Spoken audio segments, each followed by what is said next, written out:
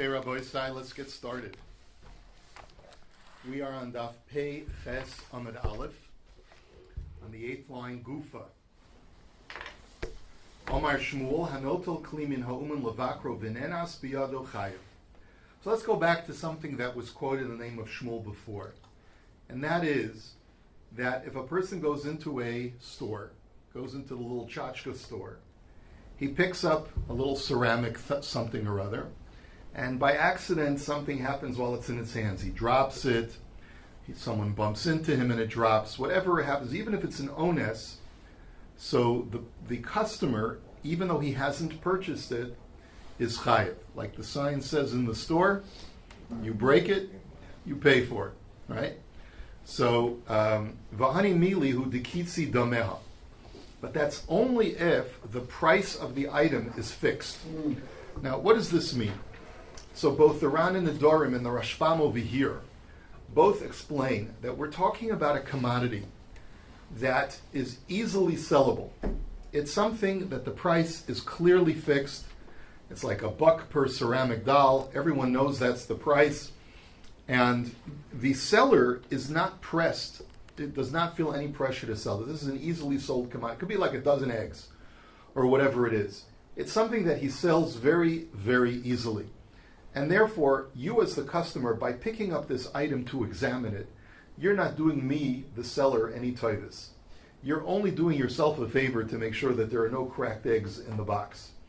But as far as I'm concerned, I'm going to sell this dozen eggs either to you or to the next customer. Now, what do we call a person who takes something that belongs to someone else, takes it into his possession, and is not doing any favor to the owner, but rather is only benefiting himself? What do we call such a person in halacha? He's getting the exclusive benefit, and the owner is getting zero benefit. We call that a shoel. A shoel. That's one of the four shomrim. A shoel is a person who takes something into his possession with the permission of the seller, but is what? He's chayev in onsin. A shoel is liable for any mishap that occurs to the object. And that's the reason why, you see, and that's the reason why the Gemara says, Hu dekitzi dameh, that if the value is fixed, so the seller gets no benefit by the customer picking it up and examining it. But if, let's say, the price needs to be negotiated upon based upon the quality of the item, so then it's to the seller's benefit as much as it is to the buyer, for the buyer to pick it up and examine it so that they can negotiate on the price. But this is not a negotiation situation, and therefore the customer is considered an exclusive shoel, and therefore he's chayev for all onsin. Ahu gavra de'ola beitavcha agva atma de bisra bahari duka agva asa parsha and mirmamine. So, strange story. Customer walks into the butcher shop. He picks up a pulki of an animal, and he's examining it. And as he's holding it to look at it, a guy on a horse comes galloping along, grabs the pulki, and runs off. So the question is now, who's liable? The customer or the butcher? Does the butcher have to swallow the loss? So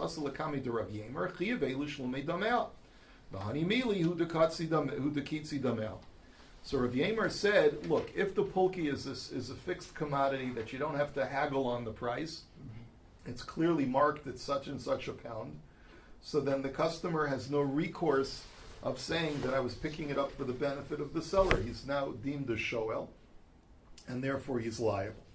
Hahu gavra da'isi kari lupum nahara, asu kuli alma shkol kara kara. Amar lahu harein mukdashin l'shamayim. Now we have an opposite situation where the seller wants to retain ownership. So here's what happens. A guy figures, there's a whole gathering by the river. I'll make a killing. I'll bring a whole bunch of pumpkins out to the river, and I'll sell them. Unfortunately, he doesn't realize it's a bit of a mob scene over there. So people come and start grabbing his pumpkins and just start walking away. In a fit of frustration, he says, all my pumpkins are hektish. So people are not going to be able to benefit from the pumpkins. So the question now is this a valid declaration of hektish or not? Now, I can be makdish something that's mine and is within my purview. But let's say I lend something to you. So for that period, it's within your purview to use it, and therefore the owner doesn't have a right to be makdish it. So therefore the question is, what's the status? So asu lakami de Rav Kahana amar lahu eino do makdish davar she'eno shalo v'hani mili hu de kitzi domayu v'lo kitzi domayu birshus marayu kaimi b'shaber akdish. So Rav Kahana paskin in the similar vein. He said if the price was fixed per pumpkin, it's $1 a pumpkin. Right, so then there's nothing more to talk about. The people who had pilfered the pumpkins are shoalim, and therefore it's completely considered within their domain and not within the domain of the seller, and therefore the seller has no right to be makdish it. And but if they needed to examine the pumpkins to determine the quality so that they could negotiate on the price, so then it is still within the purview of the seller, and the seller still has a right to be makdish it. These people were actually stealing it, though. No? Yeah, of course they were stealing. So that that's a different. Well, story, the point is that he was trying to run after these people, but it was probably a combination of a bunch of different things. There were people who were going to pay, and there were people who were not going to pay. So there were honest people and there were dishonest people. So he, in a fit of frustration, yells, "Everything is hektish." Tana Rabbanan. Halokeach yerek min hashuk ubir v'hiniach bir v'hiniach afilu kol hayom kulo lo kana v'lo nischayev b'maiser. Brisa now says a guy is purchasing vegetables from the marketplace and he's purchasing it from an am haaretz. Now, what do we know about when you purchase produce from an am haaretz? What's the status of that produce? Demai. It's called demai, exactly. And what is the din of demai? So you have to take meiser sheni and trumas meiser misafin, right? Midarabana. So the question now is, what if a guy is going through the vegetable bin, the rutabaga bin, at the local grocer, who's an am haaretz, and he keeps pulling out different vegetables and setting aside the ones that he likes and the ones that he doesn't like, he puts to the side. So even if he does that the whole day, he hasn't been kind of the vegetables yet that he set aside for himself, and therefore those vegetables he's not chayiv to take any meiser. He doesn't own them. They still belong to the am haaretz. But gomar belibo liknosa kana v'nis chayiv b'meiser. However, once he decides, those rutabagas I'm going to take, so then he becomes immediately chayiv in meiser because he's decided he's going to purchase them. And therefore they become chayiv in meiser. And then the Gemara says, now what happens if all of a sudden he reaches into his pocket, realizes there's a big hole in his pocket, and he can't purchase them? So so you have a problem here. You have a problem. Lahachziro yefshir shekvar nis chayiv b'meiser. La'asro yefshir shekvar matchisan b'damim. Haketzad. So what is he supposed to do? So the Gemara says you're really stuck. The reason you're stuck is because you can't return them because they're already chayiv in meiser. To take meiser from them and then give them back to the seller, that's also not right because the seller can say, hey, you took 10 rutabagas, you're only giving back 9. You got to pay for the rutabaga, at least that you took for meiser. So ketzad ma'asro v'nosen lo demei meiser. So what you should do is you should tie that one rutabaga, give him back the 9, and pay for the one that you took as meiser. That's the only recourse that you have, even though you're going to end up with nothing, and you're paying for some meiser that you're not going to, well, you could use it as meiser sheni, whatever, and take it up to Yerushalayim. But the point is that you're getting the short end of the stick. So the Gemara now says, Atu mishum de gamar belibo liknos kana v'nis chayiv b'meiser. So the Gemara says, I don't understand. Guy has not done an act of kinyan. He hasn't done hagbaha. He wasn't formally kona these things. Why? Just because he decided he's going to buy them, does he now have an obligation to take meiser? So Amar Rav Hoshi Ahacha b'yirei shamayim askiyin l'kigon Rav Safra tikim benavshe v'dover emes bilvavo. So the Gemara says you're right. Me'ikr hadin, the letter of the law, would allow him to give back the rutabagas to the merchant. But we're talking about a pious individual like Rav Safra who wants to act lifnim mishuras adin. And since he had already decided to himself, these are my rutabagas, I'm going to buy them, and now he has to go back on his word. He doesn't want to go back on his word.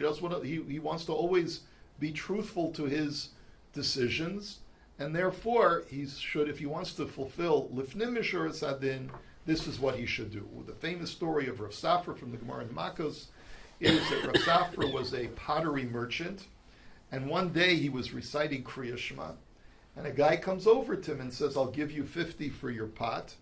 And Rav Safra says nothing. So the customer assumes that he's insulted Rav Safra by offering too low of a price. So he keeps going up, and Rav Safra keeps saying nothing. The guy keeps going up and up in price until Rav Safra finishes his Kriya Shema. And he says, Rabbi, I'll give it to you for the original 50 that you offered, because that's what I had decided I was going to sell it to you when I was in the middle of Kriya Shema.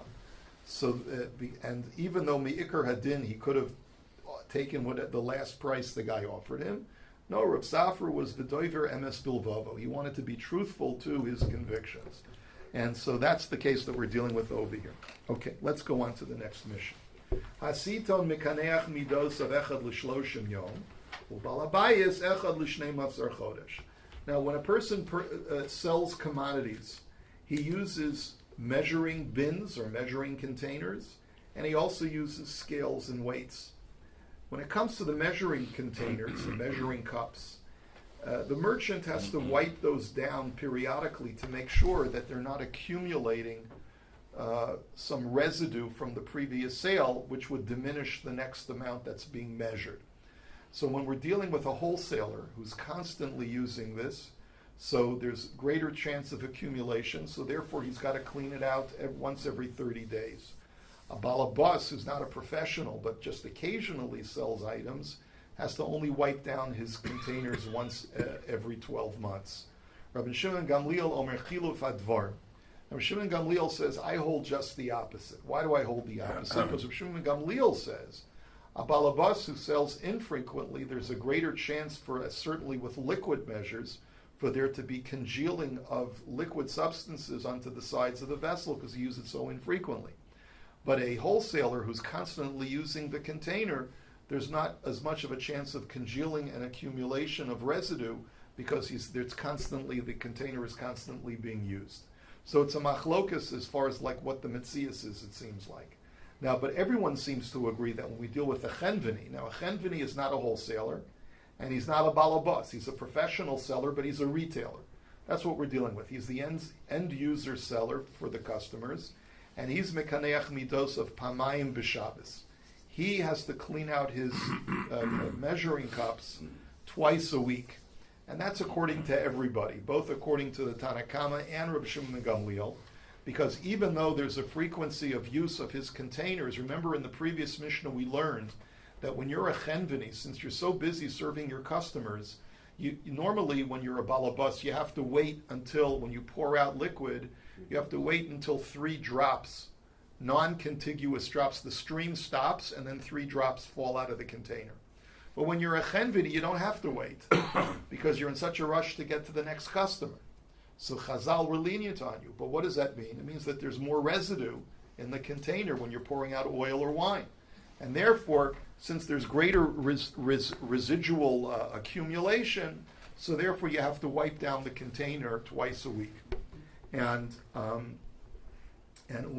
mishkalosav pamechas b'Shabbos. And as far as the weights that you use for the balance scale, you have to wipe those down once every week because those also can come in contact with the commodity and will therefore accumulate residue, and it'll be to the disadvantage of the customer.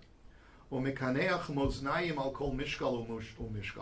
every time you weigh something on the balance scale, you have to wipe down the scale. You know how, like in the butcher shop, they take a piece of wax paper and they put it down on the scale. Well, that's for a very practical reason. Because if not, there'll be an accumulation of schmaltz and all the other things on the metal of the scale, and therefore they would have to wipe it down. So to avoid having to wipe down every time, they put a piece of wax paper. Amar Reb Shimon Gamliel, Bamed Dvarim Amurim Belach, Avol Biyavish Einot Tzarech. So Reb Shimon Gamliel says something that we've been assuming all along, that this is all referring to liquid measures because there's greater accumulation and residue. But with dry measure, you're selling barley, you're selling wheat, you're selling sesame seeds or whatever it is, there's no accumulation on the sides of the vessel, or virtually none. So then the Mishnah says another halacha, which is you always have to benefit the customer. In other words, you got to throw in always a little bit extra for the customer in addition to what is weighed out exactly. And the way that it's explained is to be machriya a tefach. Now just imagine a balance scale. On one side you have the fleish, on the other side you have a stone that is the measure, right? It's let's say it's a 1 kilo stone, right? So normally when you exactly balance it out, so they're exactly on the same level, the piece of meat and the kilo stone. But what you're supposed to do is you're supposed to err in favor of the customer, so let there be a differential of 1 tefach vertically between the meat and the stone, so that the meat outweighs the stone just ever so slightly, so that it's more than a kilo, so that there's a differential of 1 tefach. That's what you're supposed to do. Benefit the customer ever so slightly. Now, haya shoka lo ayin ba'ayin, no stein lo girumin, echad la'asora belach, ve'echad la'esrim biyavish. But that's only true. So that's one option, which is to cause the scale to go in favor of the buyer by 1 tefach. Another option is to weigh it out exactly, so that the balance scale is exactly even on both sides, but then throw in a little bit extra. So how much do you have to throw in? That's called what girumin is. Either 1 out of 10 for dry, for wet commodities, like wine and oil, or 1 in 20 for dry commodities. Now that sounds like a huge amount. I mean, what we're basically saying is throw in an extra 10% of oil or wine. So the Gemara is going to clarify that that's not what it means. And you'll see that in a moment. Now, makom shenagu lamud bedaka lo yomid begasa, begasa lo yomid bedaka, limchok lo yigdosh, ligdosh lo yimchok. And then the Mishnah says that you have to abide by the conventions of the locale that you're living in. If people measure with small measuring cups, you're not allowed to use a large measuring cup. And if people use large measuring cups, you're not allowed to use small measuring cups. Let's say a guy's buying 5 kilo of flour, okay? So there's 2 ways of measuring out. You can either measure it out with a 1 kilo cup 5 times, or you can measure it out with a 5 kilo measuring cup just 1 time. So there's advantages and disadvantages to both. The advantage in measuring it out in 5 separate measuring cups is advantage to the buyer, to the customer, because if you use a heaping measure, so each time you measure out, he's getting a little bit more. Whereas if you use a 5 kilo measuring cup, he's only getting the heaping measure once. The advantage to the seller, however, is that let's say there's residue on the sides of the vessel, so by measuring it out 5 times, he's being subtracted from 5 times instead of only 1 time in the 5 kilo container.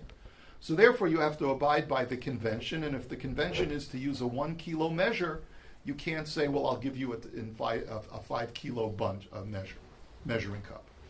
And similarly, whatever the convention as far as whether it's a heaping measure or a level measure, you have to abide by.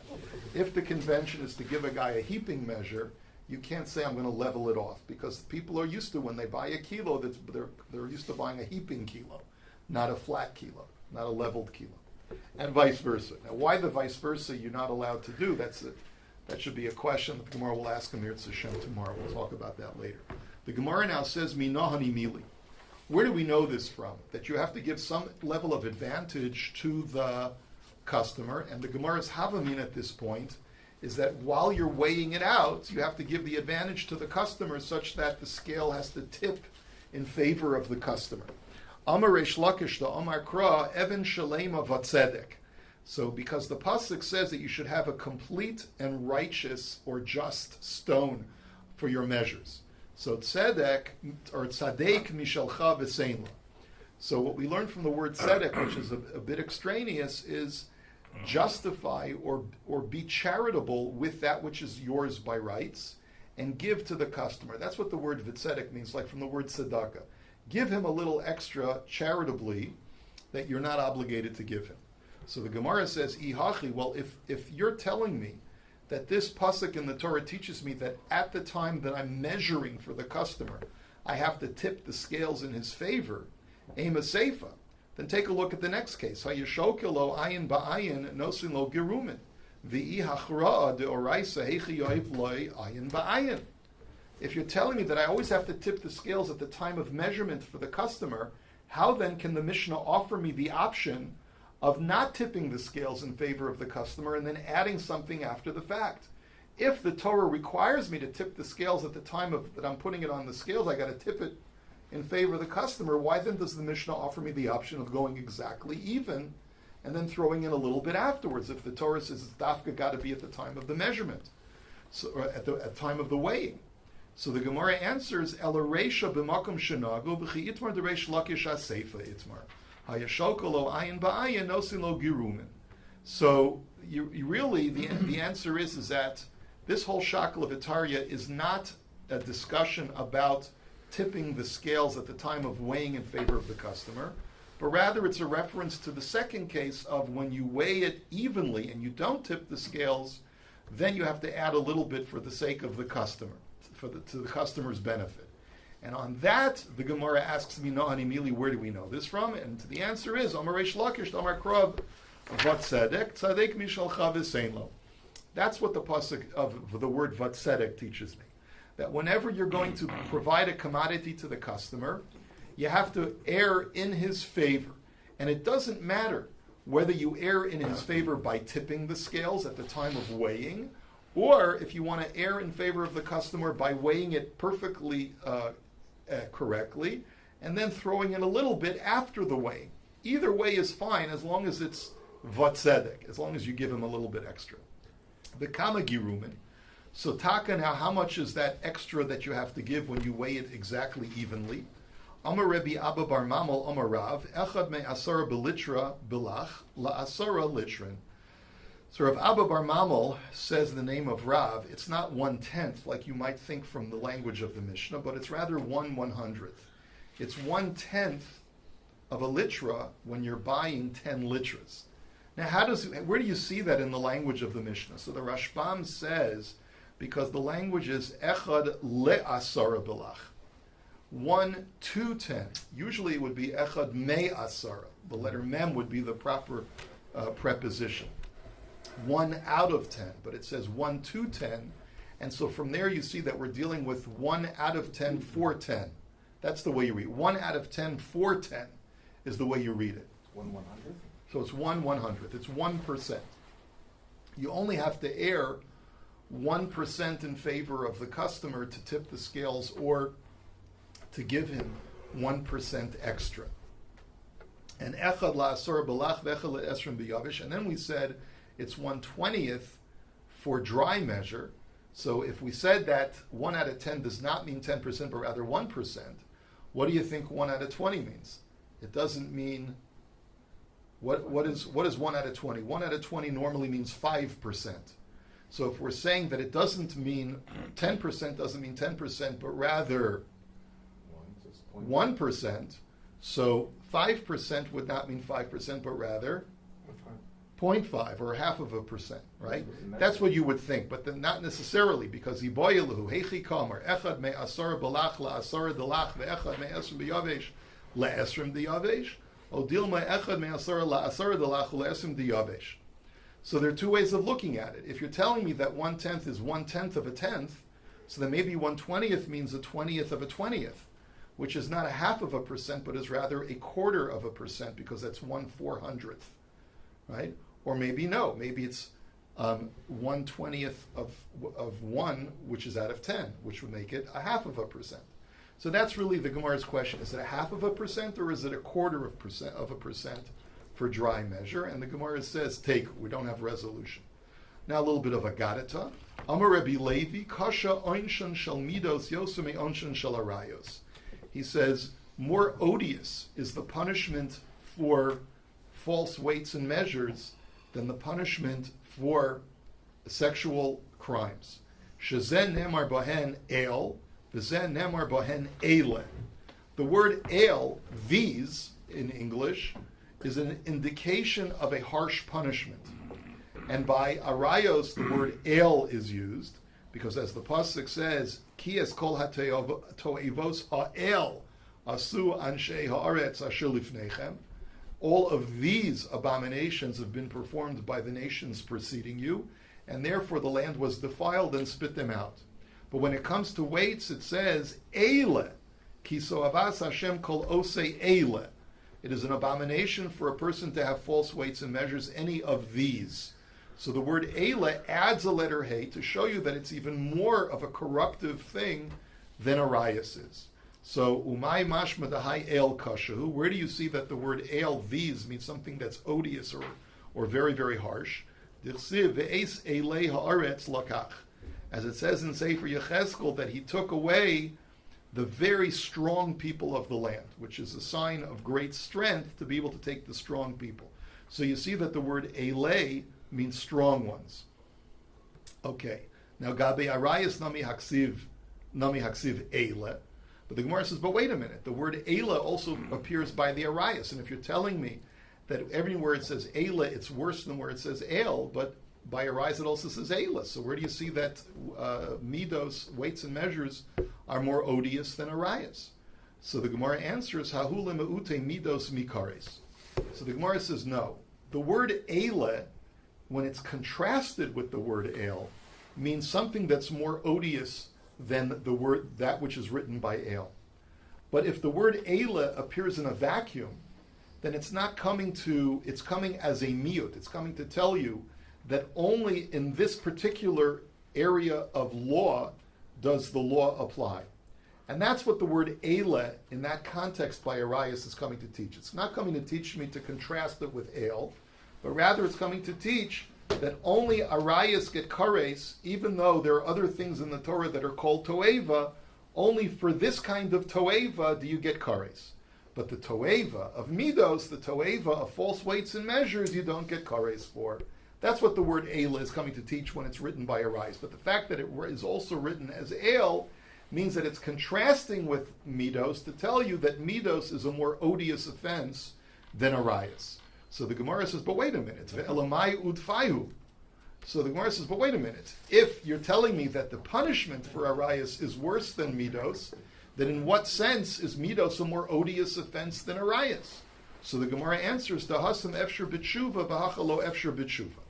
The answer is very simple. When a person commits a sexual crime, he can do tshuva. It's between himself and the Ribono Shalom. And you go to Hashem with a contrite heart, and you say, Ashamnu, Bagadnu, etc., and Hashem will forgive you. But when it comes to false weights and measures, you sell to the public by cheating the public when you sell them with a faulty scale. How can you do proper tshuva? How are you going to make restitution to every single customer? You don't know all of your customers. And therefore, there's no way to really do it properly. The Rashbam says, but what about the Gemara that says that if a person steals from the public, he should engage in public works in order to do tshuva? He says, that's true, but that's not a complete tshuva, because at the end of the day, you don't know whether you've made proper restitution or not. V'amar Rabbi Levi, another thing Rabbi Levi said, Kasha gezel hedjot yoser mi gezel gavoa, shezeh hiktim chet l'mi'ila v'zeh hiktim mi'ila l'chet. Rabbi Levi says that it's worse, it's more odious to steal from a human being than it is to steal from Hekdesh, which is like stealing from Hashem. And how do I know this? Because there are two separate psukim, one that deals with stealing from a person, and another one that deals with stealing from Hekdesh. And both of them talk about a situation where a person is accused of having something that belongs, that in his possession that is not his. And there it says, V'nefesh kisecheta, that if a person shall sinu mo'alam ma'al bashem, and he commits an offense against God by denying that he owes his friend what he owes him. In that context, the word chet is written before the word me'ila. So meaning that you're a sinner even before you've taken the item for personal use. And that shows that it's much more harmful. When you contrast that with Hekdesh, the word me'ila in the pasuk, the act of me'ila, is only written before chet, which tells me that only after you've gotten personal use from the item of Hekdesh do we say that you've committed a sin. So you see that stealing from a human being is more offensive, that you just by virtue of taking it, even without using it, you've committed the sin, whereas by Hekdesh you don't actually commit the sin until you use it for yourself. V'amar Rabbi Levi, bo urei shelo kamidas HaKadosh Baruch Hu midas basar v'dam. HaKadosh Baruch Hu beirach Yisrael be'esem v'shnayim v'kilalan b'shmona. So Rabbi Levi also says, come and see that Hashem's attributes are quite different from mortal attributes. Hashem is much more compassionate to the Jewish people than human beings are. And how do we know this? We know this by comparing the brachos and klalos that are written in Sefer Vayikra and comparing them to the klalos and brachos that are written in Sefer Devarim. In Parshas Bechukosai in Sefer Vayikra, if you look at the brachos, they're more comprehensive and the klalos are more limited. In Parshas Kisavo, the brachos are more limited and the klalos are more comprehensive. And how do we see that? Now let's be very clear. In both Bechukosai and Parshas Kisavo, much more verbiage is devoted to the klalos than to the brachos. We all know that, right? The brachos are a few psukim, and the klalos run on and on and on, right? We don't want to even hear about it. We lane it in a lower voice, which I don't think is so proper. But anyway, but that's what happens, right? And so how can you tell me that in Bechukosai it's less harmful than in Kisavo? So the Gemara explains when it comes to Hakadosh Baruch Hu Berach Yisrael be'esrim shtayim v'kilolon b'shmoina, that when it comes to Hashem's blessings and curses in Bechukosai, Hashem blesses the Jews with 22 letters, and He curses the Jew with only 8 letters. Birchan be'esrim shtayim me'im Bechukosai ad komimius. The kilolon bishmona may ve'im bechukosai timasu ad eschukosai go Allah nafsham. And where do you get this calculation of 22 letters versus 8 letters? So the Gemara makes a very interesting observation. The blessings that are contained in bechukosai start with the letter aleph. Im bechukosai telechu. It ends with the word komimius, tall and upright, which is the letter tav. So the blessing is comprehensive. It goes from aleph to tav. But if you look at the klalos, the first letter of the klala is ve'im, which is the letter vav. And it ends off with the letter mem, nafsham. The distance from the letter vav to the letter mem in the Hebrew alphabet is only 8 letters. So you see that the klalos, even though they may be more verbal, there may be more words, but the scope of the klalos only goes from the letter vav to the letter mem. It doesn't cover the full gamut. But by Moshe in Parshas Kisavo, it's just the opposite. The ilu Moshe Rabbeinu birchan bishmona u'kalalan be'esrim u'shtayim. Moshe, however, blessed the Jewish people with a scope of 8 letters, and he cursed the Jewish people with a scope of 22 letters. Just the opposite. Birchan bishmona me v'haya im shamoa tishma va'ad la'avdam.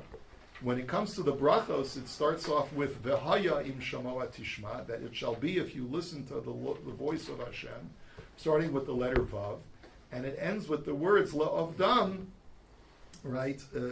La'lechas acharei Elohim acharim la'avdam, right? If you follow my commandments and don't follow other gods, it ends with the letter mem. So vav to mem is 8. The kilolon be'esrim u'shtayim me v'haya im lo sishma ad ve'in koneh. But he curses them with 22 letters, the full gamut, because he starts off with the letter Vav and he ends off with the letter Hey. From Vav, going all the way around back to Hey, is a full 22 letters. Got to go through all the way from Vav to Tav and then from Aleph to Hey. So that's a full 22. So it shows you that Moshe's scope of curse is more arduous or more odious than HaKadosh Baruch Hu's. So it's a very interesting perspective. It needs to be examined more thoroughly. Now's not the time. Have a wonderful day. Kaddish, anyone?